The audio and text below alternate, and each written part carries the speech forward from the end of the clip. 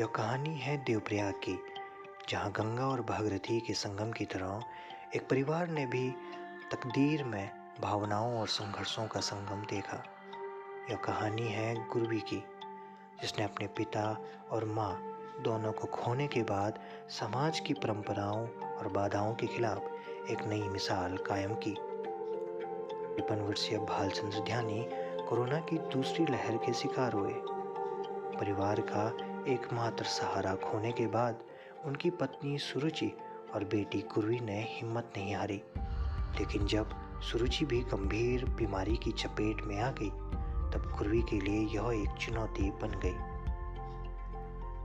सुरुचि ने हर परिस्थिति में संघर्ष करना जारी रखा। अपने परिवार को संभालने के लिए उन्होंने हरिद्वार में शिक्षिका की नौकरी भी की। उनका उद्देश्य एक ही था, गुरवी की शिक्षा और भविष्य को अंधेरे में जाने से बचाना। सुरुचि, जो हर दर्द और तकलीफ को सहती रही, आखिरकार कैंसर से लड़ाई हार गई। 47 साल की उम्र में उन्होंने अपनी बेटी को अकेला छोड़ दिया।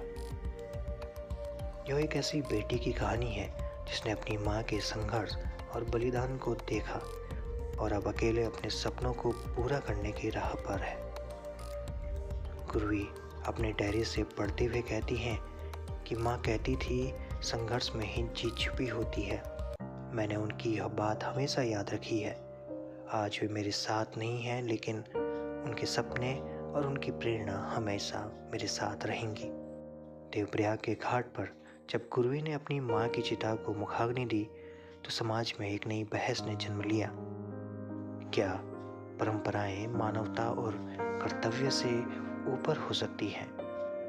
गुरवी ने अपने कर्तव्य को समाज के बनाए दायरों से ऊपर रखा।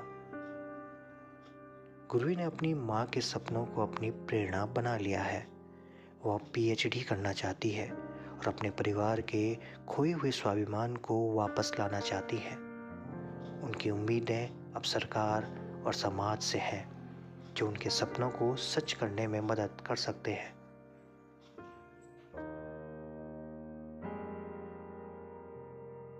यह कहानी हमें सिखाती है कि परिस्थितियां चाहे कितनी भी कठिन क्यों ना हो, हिम्मत और लगन से हर मुश्किल को पार किया जा सकता है।